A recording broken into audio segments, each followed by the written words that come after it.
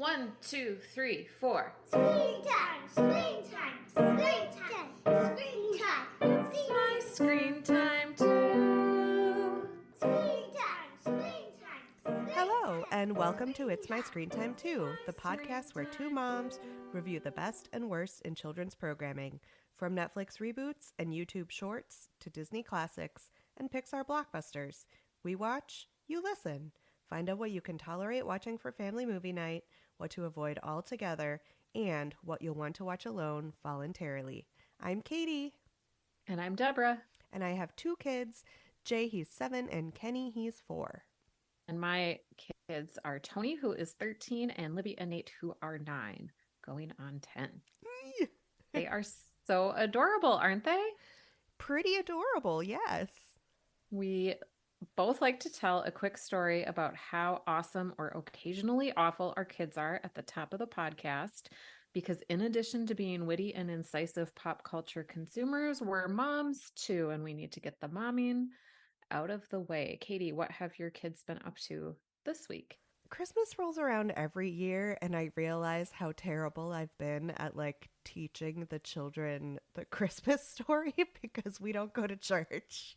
So their grasp on who Jesus is pretty slim. And listeners, we are nominally a Christian family, I guess you would say. But today, as I was just telling Deborah off mic, Kenny is homesick and he really wanted to watch TV first thing in the morning when he woke up. And I told him he couldn't, and he was really upset about it, but also kind of tired in that sick kid way. So he just laid down on my lap, looked up at my face, and allowed me to sing him every moderately tempoed / slow Christmas carol I know. Oh, in succession. That sounds like a good morning. It was Sick very or not. sweet. And my voice is still a little shaky too, so I can't say it was the best renditions of Christmas carols, but I had to restrain myself from stopping every other verse and being like, okay, so listen, they went to Bethlehem because... How about you? What have your kids been up to? I'm going to change my story. Okay. Remember last year when we had our family band? Yes. Yeah. So we got out the Christmas music again, and Libby and I played a string duet, and we tried to get Nate involved on the piano. He wasn't feeling 100%. Libby got a little flustered when he joined in, but I think we're back. Yay! When can I buy tickets to your holiday tour? Oh my God, in 20 years. But I will save you a spot in the front row. Oh, that is too adorable. So should we talk about screen time in the news? You picked a doozy of an article. Yeah, it was crazy long. I'm sorry. I was really just flailing around for something to pick. Oh, I didn't mind the length. So the article is a round table of animation professionals, movie directors, published by the Hollywood Reporter, and it's available online. The title is quotations, "I care the most about the kid audience," end quotations. Filmmakers behind Strange World, Turning Red, My Father's Dragon, and the THR Animation Roundtable. I have to say, I called it a doozy because the round table format of an interview article is my very least favorite magazine article type to read, second to an article that uses second person. Yes, especially when it's not incredibly well-known people. And they put the initials sometimes. Yes. Of the people's names, and I always have to keep going back to the beginning of the article and reminding myself who do the initials stand for. Yeah, it's not the best to read. You would know this better than I would, Deborah, but we're not reading this in print. We're not concerned about column inches. Why can't they just, if they're not reprinting the whole name, put the name of their film in parentheses next to their name every time they talk? Yeah, that's a good idea. Yeah, because Henry Selick, I didn't know who he was, and I had to keep reminding myself what he had made. I mean, honestly, it made me feel like a real animation dum dum. I'm like, I should know these people. Even I, who am fairly up to date on the animation world, had to be like, wait, now who was that? What? And you're right. It's just a Yeah. peril of the format, really. So the people that were involved in the roundtable are Guillermo del Toro, who has Pinocchio coming out soon, Joel Crawford, who directed Puss in Boots: The Last Wish, Henry Selick of Wendell and Wild, which is out now and I think is kind of an underrated release. Nora Toomey from My Father's Dragon, Don Hall, Strange World, also underrated Disney release that we've talked a little bit about, and Domi Shi from Turning Red. So the article, we have listed our complaints with it. But it is an interesting, like, we get to kind of peer into this dialogue that animators have about who are they making films for? How are they using animation to most adroitly express what they're trying to get across as artists and filmmakers? There's kind of a push and pull within the animation community about not whether or not animation is a legitimate art. These are all animators and they all agree it is very much a legitimate art, but like they're kind of questioning whether or not kids are worthy as an audience and how much they need to like compromise what they're trying to say to a kid audience. And it's not even the kids. They're like saying these helicopter parents of today want like really anodyne content for their kids, which, may or may not be true. What did you think about this conversation? There were a number of different voices and some differences in opinion, but I think you hit the nail on the head with what I took away most from it is that they were all really kind of bridling under this idea that their content was primarily for kids and has to be in some ways unsophisticated because of that. Mm-hmm. And then I thought the pull quote that they took for the headline was really funny because let's be real, they don't care most about the kid audience. Right, right. They are, because they're artists and filmmakers, they're trying to tell the most sophisticated stories they can under what they see as the societally imposed restrictions on their art. Yeah, and they do a couple of the filmmakers brought up like their own kids, and that's fine, but an anecdote is not data.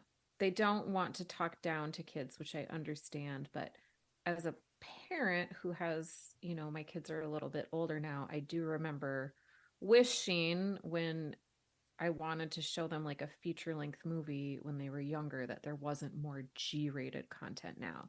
This is just like lumping all kids in together. And I totally do think that like 8 to 12-year-olds can handle an uncomfortable topic or like a little bit of a stressful scene of conflict, but like for the 6 and under set, that's just like a totally different viewership than older kids. Exactly. And that's not to say that you can't still tackle difficult subjects or subjects that are difficult for kids for that younger audience. It's just obviously not going to be about the trauma of feeling like you were responsible for your parents' deaths or like Right. the truly traumatic things that a lot of these filmmakers are exploring in their movies. Mm-hmm. I did really like towards the end of the discussion, they did talk about different animation techniques. And that was really interesting to me as like a non-visual artist person who just enjoys consuming this type of content to hear the stop motion guy talking about how they keep the mistakes in because it's like the charm of watching stop motion is that you can see like the struggle that the animator had with what they were working with and trying to get the movement correct. And like the Turning Red director talked about how they kept some mistakes in with the coloring and like how some parts were like more saturated than others because that's just how it goes, and they didn't clean it up because it shows that it's quote made by a person instead of a computer, I think. I loved that a lot. You know, I love all the conversations about the visual aspect of animation and the art behind it. And I will stand up for stop motion animation all the time unless it's made by Tim Burton. Right. Yeah. And I love that idea, like sort of a wabi-sabi idea that they don't want it to look absolutely pristine because that takes the humanity out of it a little bit. Yeah. And they're very concerned with very human themes. And I'm sorry to walk it back, but I just had to. I had to take this quote from Guillermo del Toro and share it because it actually kind of made me mad. Oh no. Oh no, did I lose it? Ugh, He well, is not somebody I ever associate with kids' content. His stuff no, is too scary for me most of the no. time. Yeah, his presence on this roundtable was a little jarring, and I'm sorry I can't find the exact quote, but he was talking about the increased sophistication of today's children as opposed to the children of the 80s. And the Mm. examples he pulled were like kids back then were Amblin kids, and now they're Greta Thunberg. I didn't know what's Amblin. Amblin was the studio that made, I think, if I'm remembering correctly, all the classic Don Bluth films. And the ones that come to mind for me are, of course, An American Tail and Land Before Time, Oh, both of which deal with some really heavy subjects and don't pull punches, yeah. dealing with the death of a parent, losing one's family and wondering if they lost you on purpose because they didn't like you. How is that Hmm. not a sophisticated concept for a kid? I'm sorry, Guillermo del Toro. I really think you called this one wrong. Right. And just because like kids now can identify that the world is like literally coming to an end, like doesn't mean they can't have an escape when they're watching a movie. Well, let's try and put a little bit more sunny spin on this episode, shall we? Have you watched any more holiday content?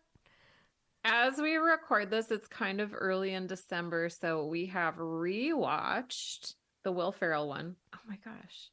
Spirited. Spirited. And watched nothing else holiday yet.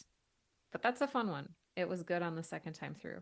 I watched the Guardians of the Galaxy Christmas special or holiday special. I'm sorry if I'm mangling the title, which listeners, you'll remember that Deborah reviewed for us last week in the lightning round. And I just have to say, even with zero familiarity for the franchise, Hmm. your 4 rating was still incredibly generous because I did not like this at all. I thought it was a really unfortunate choice to foreground 2 kind of lesser members of the Guardians of the Hmm. Galaxy that really couldn't stand up to their own plot. Hmm. Yeah. Yeah. I did talk to a couple of boomers about a Christmas story, a Christmas story Christmas.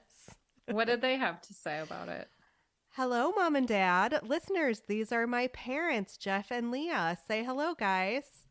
Hi, Hey, Katie. Katie. Good to be with you today.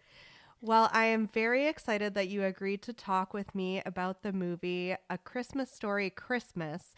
When we recorded our lightning round about it, I did mention to Deborah that I was really upset that I didn't get to watch it with you guys. So I'm excited to do the next best thing, which is talk about it with you here. Sounds like fun. Can you fill me in on your history with the original movie? Do you love it? Do you tolerate it? Do you watch it every year? We love it and we watch it every year. We think it's just a wonderful movie. I don't know if there's a better one. It's a great movie. It's always fun to watch, especially if there's some kids around. Do you find that it makes you extra nostalgic for your own childhood? Well, the childhood that I wished I'd had. Well, I always had the toy guns when I was a kid. Reminds me of that a lot. But my dad never told me I was going to shoot my eye out No, with that the was gun. the mom. That was the mom. Yeah. Okay. Yeah. Well, did you feel any similar sort of nostalgia when watching the new movie? Well, it was sweet to see him all grown up. I mean, that was the nostalgic part of it. But the movie to me was it just didn't ring the same as the original. as the original. But how could it? Yeah. So, but it was fun. Yeah, it was a good show. So nothing brought up any memories of your early parenthood in the 70s? Well, of course it did, because it was like it was set 1973. in 73 and we got married in 72. So it was like all the scenery and the cars and all that was like right how it was after we got married.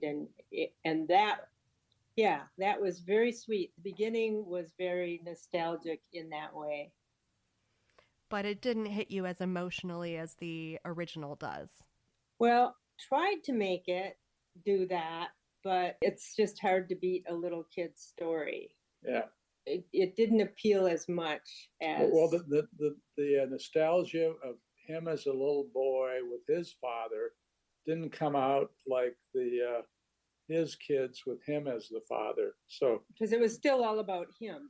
yeah, so we missed the grandfather or the father. It was he was so good. Yeah. So it almost sounds like it's more a nostalgia for the movie, the original movie, than it is any sense of nostalgia that either of these movies give you for your actual lives. Exactly. Really. Yes. Yeah. Well, do you think you'll ever watch it again? Sure. Only if you're around and There's the rest some of the kids family, around. kids around. Yeah. But if we're making a list of Christmas shows, we'd probably watch the original We first. would. And if we had extra time, we might watch the second one. Well, thank you so much for taking the time to watch it and taking the time to sit down and talk with me about it. I really appreciate it. Well, anytime, Katie. We'd love to be on your show as much as possible. All right, guys. Love you. Love you. Love you, Katie. See Merry you Christmas. soon. Bye. All right. Should we move on to today's main topic? Yeah, let's do it. Guys, we are giving ourselves the Christmas gift of not covering more Christmas content for you. Sorry, not sorry. We did a really good lightning round last week. Just go look it up. So this week, we watched the new Disney Plus release, Disenchanted. It came out on November 18th. Rated PG, came in at 1 hour 59 minutes, just squeaking in under 2 hours. It was directed by Adam Shankman, who has musical theater bona fides. Do you say bona fides or bona fides? I say bona fides because I'm not fancy at all. He has some serious musical theater cred because that's where he came up. He also directed the movie versions of Hairspray and Rock of Ages. And Disenchanted was written by Brigitte Hales, who comes from the TV world. She wrote for the ABC show Once Upon a Time, which also dealt in fairy tales. Alan Menken of Disney fame also returned to do the music, just as he did for the first movie. And I guess I probably should have led with the fact that Disenchanted is a sequel to the 2007 movie Enchanted, which is about a cartoon princess who gets stuck in the real world. And in this follow-up, just for a brief summary without giving away too many spoilers, Giselle, the princess, is frustrated with life in Manhattan, so she moves her family to the suburb of Monroeville in an attempt to recapture some fairy tale magic from her youth. An ill-advised wish helps her realize maybe she doesn't want her life to be quite so much like a fairy tale after all. Why did we pick it? We are both fans of the original, which came out what feels like a bazillion years ago, and we are excited to see the new entry. Again, we wanted to give ourselves the holiday gift of not covering any more holiday movies. And we're both big fans of musicals. This cast was really exciting. It had Amy Adams, Maya Rudolph, James Marsden. Really, there was a lot to look forward to. So I think I speak for both of us when I say we were excited to watch. We were excited to watch. When I saw this was coming out, I think I texted you because I knew that you liked the original Enchanted, but I have a confession. You had Katie. never seen it? I have never seen Enchanted. I take back everything I said. You didn't watch it even before, like in preparation for this? I meant to, but my sick kids derailed my plans a little bit. So meant to watch Enchanted. I will someday. It came out in 2007, which was like during the 10 years that I had between like my own childhood and when I had my own kids. So it was not on my radar Yeah. when it was out. Wow, this is going to be fun. This is the second episode in a row I've made you watch something that you didn't No, watch I the wanted to original of. watch it. I do want to watch Enchanted. But I know like isn't this one of your isn't Enchanted one of your favorite Disney's? Or It no? has improved a lot on repeat watching, and I Okay. love the music. That's what I'm thinking of, Yeah, I for think. sure. Yeah. My husband Kevin has a strict no Christmas carols rule, and that is particularly enforced before Thanksgiving. So on Mm. Thanksgiving, when I was doing all the preparation, I obviously wanted to listen to sing along music, and I Mm-hmm. couldn't listen to Christmas carols. So you better believe I was listening to the Enchanted soundtrack and truly driving my in laws insane with the fact that I couldn't get any of the songs out of my head, and I was just singing them constantly all weekend. It was magical. Funny. So did you rewatch Enchanted in preparation? I had just watched it with my kids not too long ago. We Okay. stopped before like the final love scene where Giselle makes her decision to stay in the real world, but we Okay. saw all the fun parts, especially all the parts that are fun for little kids because they don't care about the climactic kiss. Right. So what were your hopes for the sequel? Well, I think the idea of what happens after happily ever after is Mm-hmm. really appealing. It's really appealing to millennial and Gen X feminists, like, because we were kind of raised with the, not raised, but when we came of age, the idea that like young girls were exposed to princesses and these happily ever after stories was kind of introduced to us as being a really bad thing. Would you say that's right? Mm-hmm. Yeah. Even though Mm-hmm. that's how we grew up, like those were the stories that we had as kids. But when we eventually had kids of our own, the idea that we would ever teach them that it was fun to wear a pretty dress and hope to get a kiss from a prince was like the worst possible thing you could do to a young girl. Mm-hmm. Yeah. I think the idea of kind of skewering that and saying, yes, the movie may have ended in a climactic kiss, but here's what happens afterwards, Mm-hmm. was really appealing. I'm Mm-hmm. not sure I got the appealing story that I was looking for. Did you have any of that in mind when you jumped into it, or were you just totally going in blind? I had very few expectations having not seen Enchanted. And I did not even know it was going to have such a extraordinary cast when I started watching it.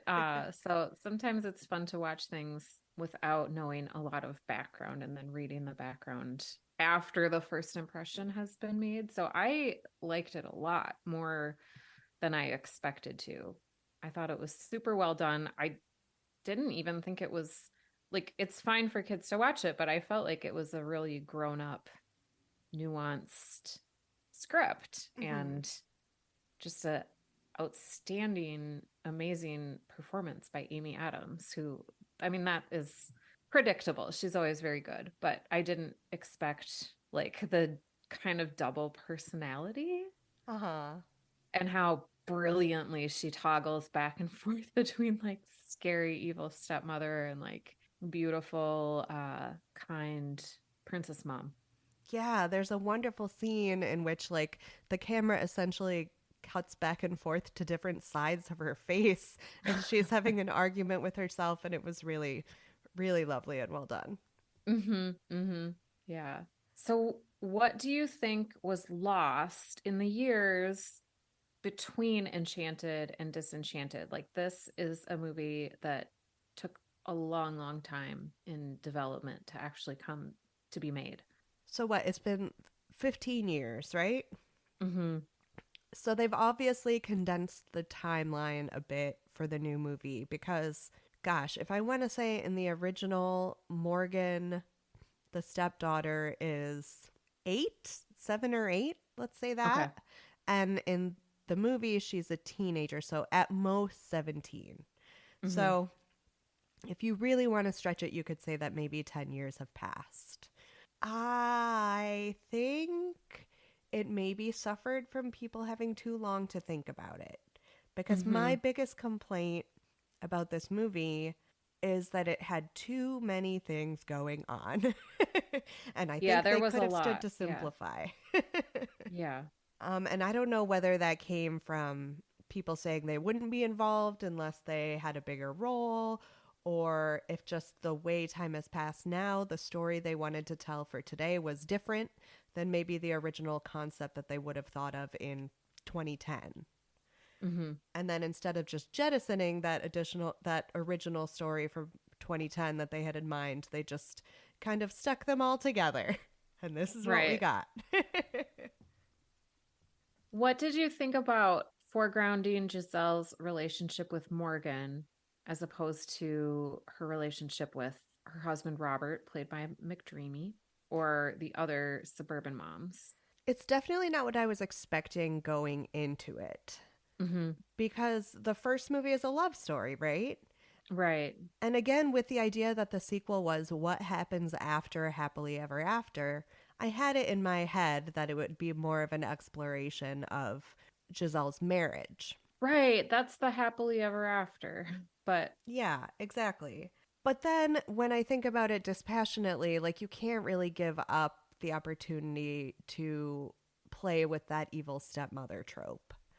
So mm-hmm. I feel like they got that bit between their teeth and they're like, we really need to use this.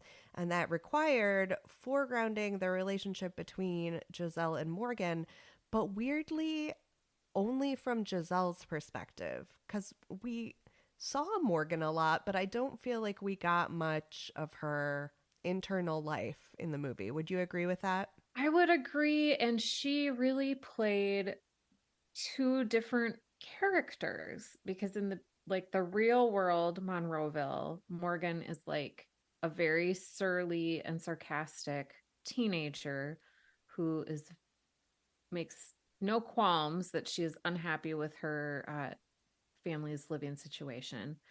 But then when they transition to fairy tale land, Monroeville, she plays like this very sweet and kind and well-meaning and very vulnerable princess who does very little to stand up for herself. And then at the end is expected to like somehow save the day.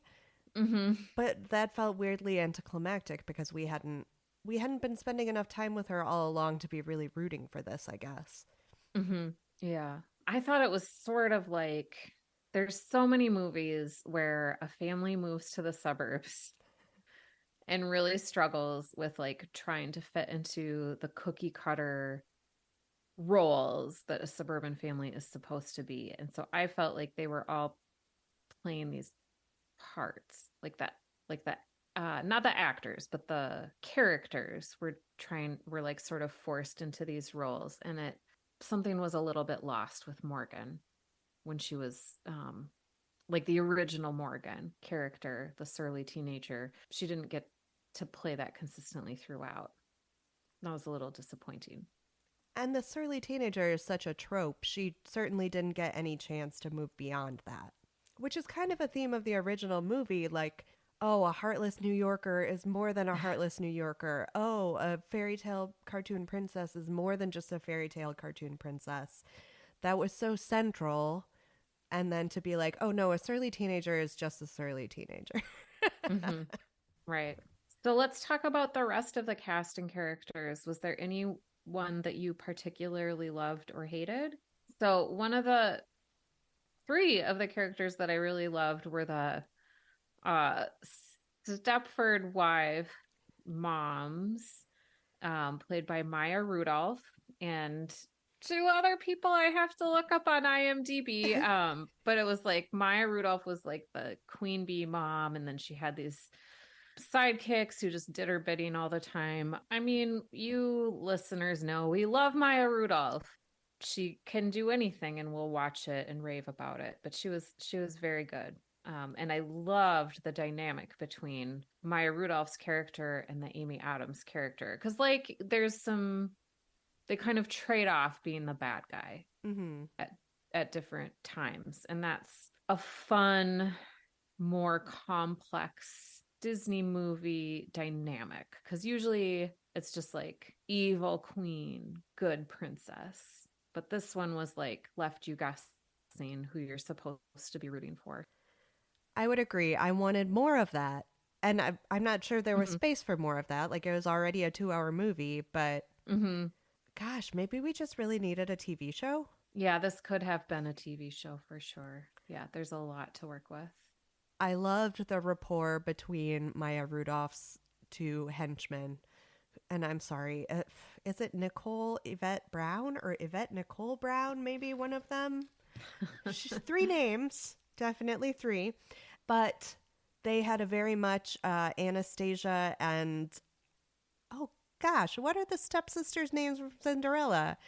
Eh, One of them is Anastasia, right? Anastasia and Mm-hmm. Drizella. They had very much that vibe. Yeah.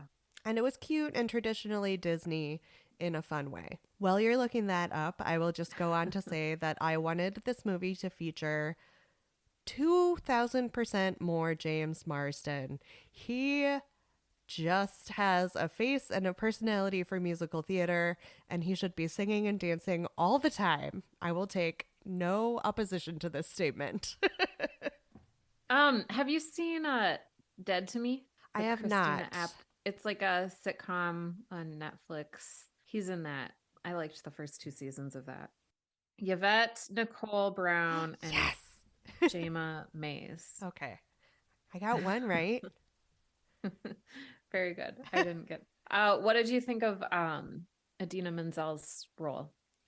Shoehorned, right? Like they shoved her in because they felt guilty for having Adina Menzel in the first movie and then not having her sing at all. So they're like, oh, well, we better have Elsa sing in this movie, but then give her and James Marsden the worst, most exposition-y song in the show. And then later they gave her another song when she was a cartoon, but that was also a big nothing burger. What did you think? I liked her solo. I thought she was good. I mean, she's great. She does sometimes play roles where she doesn't have singing, just like Jonathan Groff. Like she was in the Adam Sandler Softy Brothers Uncut Gems, and she didn't sing in that. Yeah, but you can't put her in a musical and not have her sing, is my point. Right. I liked her part. She and James Marsden were like they were just so goofy, showing up in their like big costumes. It was funny. But again, not enough. Like, if this were a television show, I would like an entire episode about Mm-hmm. James Marsden and Adina Menzel living in cartoon Andalasia and Mm-hmm. city girl Nancy, that's her character's name, right? Adjusting to life in like fairy tale princess land. That would be great. I would happily watch Mm-hmm. that. Yeah, that's Instead of true. just shoving them in for 10 minutes of exposition and then being done with it. So, what did you think on the look of the movie? We got the live action real world and then a fairy tale version of the real world. So, listeners, if you haven't seen it, this house they moved to in the suburbs is a dump. But then when it gets fairy taleified, it is beautiful with like flowers everywhere, lovely gardens. The inside decor is magical. And then there's also like an animated hand drawn cartoon Andalasia. It was so funny now to see the intercut scenes of the hand drawn Andalasia Mm-hmm. because even more so than in 2007, that animation just feels like such a throwback to a long ago time, right? Yeah, it really does. So I wasn't prepared for my surprise at seeing that. It's not like I didn't know it was coming. Mm-hmm. I really liked how musical theatery the fairy tale world, the fairy tale real world was. It felt like a stage set. What did you think about that? Oh, it was so fun to watch. So fun to look at. Like it was very completist down to every single detail of like Amy Adams, Giselle, she dresses in like very feminine, housewifey throwback frocks. And like everybody else in the movie is kind of like wearing regular clothes. And then it's fun to see how she's actually dressing when she is living in this fairy tale land because it's very princess. And they go to that dress shop, which like when you were a child was probably, I don't know, that was like one of my dreams was to get to go and like try on all the princess dresses. It is still It, my dream to have someone fit me for a dress. That happens like once in a woman's life if she gets married, and that's it. right, right, totally. Yeah. Can I pick a nit about the real world? Yes. Why do rich people in movies never renovate their homes before they move in? They're rich. Yeah. It's not like they Right. can't afford the mortgage for 2 months together, like with their old property. It's not believable at all. Well, we just watched that Phantom Pups one where they're living in the cobweb disaster. Yeah. It's just Oh. not realistic. Yeah. They need to show like the sold sign going up and then the dumpster that gets parked on the street for 3 to 6 months and the contractors not showing up. That's real life. hmm Yeah. Not like the family walking into the front door and being like, "This is the house we bought," as like some piece of wainscoting falls off. Like, come on, guys. So that brings us to writing. What did you think about the script? It was a little bit hard to tell which fairy tale trope was being pursued here. Was Giselle the evil stepmother from Cinderella, or was she Snow White being unfairly pursued by Maya Rudolph's evil queen? Was it a mashup of many different fairy tales in sort of a postmodern retelling? What did you think? I think, again, you hit the nail on the head with mashup. I think because I came into it with so many expectations from the original, which was a very straightforward skewering of the very specific story of the naive princess meets her prince, Mm-hmm. and that's all she needs or wants from life. Mm-hmm. And this took elements from so many different classic fairy tale plots. It could have just been a question of my expectations not being met, but they were unfair, you know? Mm-hmm. Yeah. Did you feel like it was as cluttered and unfocused as I did? I don't think I had that many problems with it being cluttered because I hadn't seen the original. So I felt like I was probably just missing stuff because I hadn't seen the original and like blaming myself for that. And I did think it kind of spoke to my like middle-aged time in my life because it did feel like it felt, I don't know, it was felt satisfying to me. Like I thought my life was going to be going in this one direction because this is what I was told for years and years what happened to me and this is what I needed to do to achieve it, and I did all those things, and now what it really looks like from the inside of my home is totally different than like the what has been marketed to me Right. by like society and Target ads and whatever. So I don't know. It I didn't have a problem with so many different storylines. hmm Really, even with the Robert storyline, I wanted to cut out every single part of the storyline that involves Robert trying to be a knight and just replace it with more catfighting with Maya Rudolph. That was weird. It was like it was being used for him because he was going to be like taking the train back into the city to stay at his regular old job. And that was a weird way of showing that he was dissatisfied with his career. Because he was like, I felt like they were using like his desire to be a knight to show that maybe he wanted like a different work life balance and wanted to spend more time with his family. But I guess it was sort of typically masculine that he couldn't like verbalize. and he had to like play with a sword to figure it out. I suppose that just speaks to my own intolerance for that kind of argument. Yeah. So that okay, I'll cop to it. That was me, not the movie. I guess it was fine. No, it was weird. It was like sort of like almost they wrote the movie and then they were like, "Oh, we forgot about Patrick Dempsey's character. What are we going to have him do? Oh, let's just have him pretend to be a knight." Because he's not even really interacting with Giselle or Morgan or their storyline at all. No, no, he's not. Oh, Okay, okay. music and choreography. Let's do it. Tell me what you thought about the music. Oh my gosh. I could listen to the Batter song, which is it's got like a Latin beat. It's like a duet with Maya Rudolph and Adams characters singing about like who's the worst. I loved it. I thought that was so fun. I am so glad to hear you say that because I was so down on all the music. But maybe again, just like the original Enchanted, it will improve on future listens.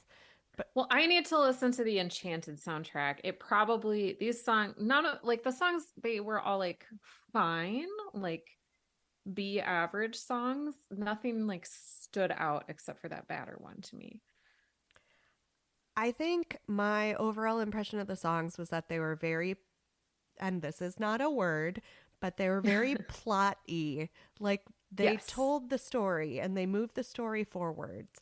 And not that that's a bad thing, but that doesn't necessarily make them songs that you can pull out in your everyday life and be like humming under your breath. Mm-hmm. Right. Yeah, there's no let it go in this one. Yeah, and the first movie, Not for Nothing, had 3 of them. Like songs that you can just sing when you're doing the dishes or whatever. Mm-hmm. Yeah. There was one amazing choreography moment that I really liked.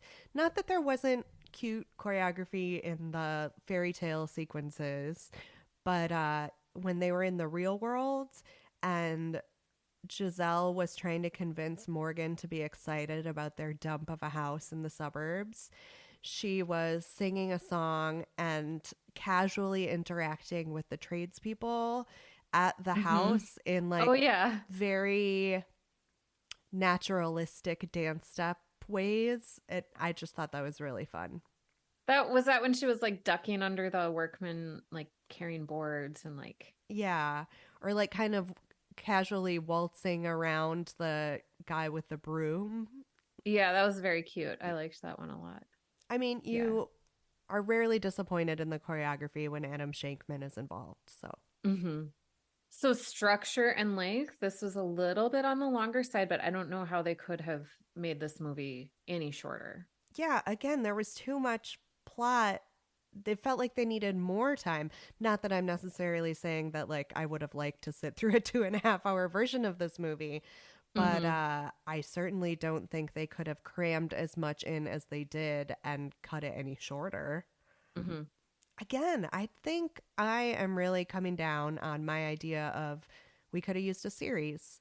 We could have used 6 episodes. Yeah, there's a podcast I've been listening to that because they talk about Fleischman is in trouble. They just talk about like what's good on TV now. And in their discussions of Fleischman is in trouble, they're always going back and forth on whether or not it would be better as a movie or better as a show. It's called The Watch. It's on the Ringer Network. And this one, we could talk about how it could be a show instead of a movie for a long time. Or maybe it was so hard to get the cast together that they should have just done like Avatars 2 through 6 and filmed like a couple movies at a time and then just released them a year apart. Right. Yeah.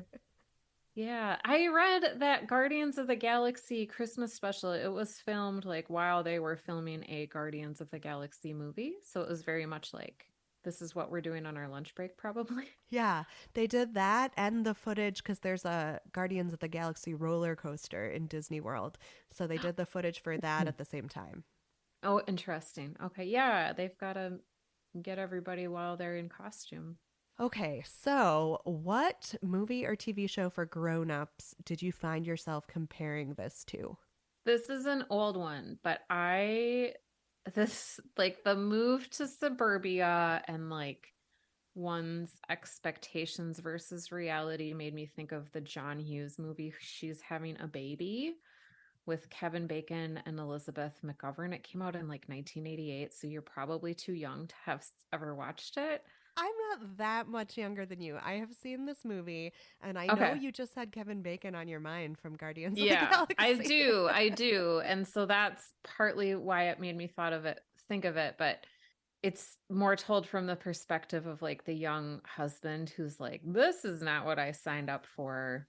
And I felt like there was very much that crisis of identity that Giselle had. She thought moving to the suburbs was going to be one way, and it turned out a completely different way. What did you compare it to? I got kind of stuck in a snowball of the suburbs and the idea of seeing a lot of other actors that I would like to see in musicals. Mm-hmm. So I couldn't help thinking about the movie Bad Moms. Oh, yeah. Yeah, because Christina Applegate is in that. She plays the like antagonist, Mm-hmm. and she is fantastic in singing roles. And then you have Kristen Bell, obviously very good at singing. And I Mm-hmm. don't know that I've seen Catherine Hahn sing much, but I feel certain she would be amazing. Yeah, she can do anything. So there you go. I just gave you my gritty HBO cast. I know it would just be like shoehorning more people into a cast that was already super full of people, but I think we can agree that I would be okay cutting all those Patrick Dempsey parts so we could have some Yeah. Christina Applegate, Kristen Bell, Catherine Hahn musical numbers. Yeah, I like that. I like, how do you improve upon a cast that has Maya Rudolph and Amy Adams in it? You can't. So I thought, well, what would Katie not want to watch?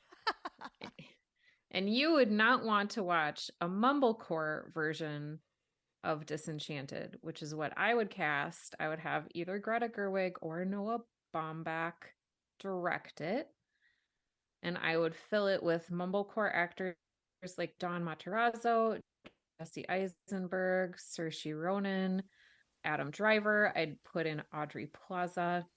I'd like have the mirror be played by somebody who was like more of a comedian, like maybe an Ali Wong or a Pete Davidson. I'd have one of the Duplass brothers play the bumbling, hard to understand husband. I'd have Adie Bryant maybe play Maya Rudolph's character. I think that I could really make this the absolute anti Disney. Would they still be singing?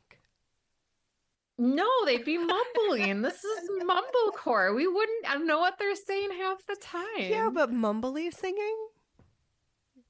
Maybe humming. You're right. I would hate that. Do you think it was better when we were kids? I don't know, because we didn't have like these amazingly aesthetically pleasing like live action Disneys when we were kids. We had the animation and that was great, but like it's so fun to see like a Disney film in real life. You know, like in a like having humans act it instead of Right. animated drawings act it.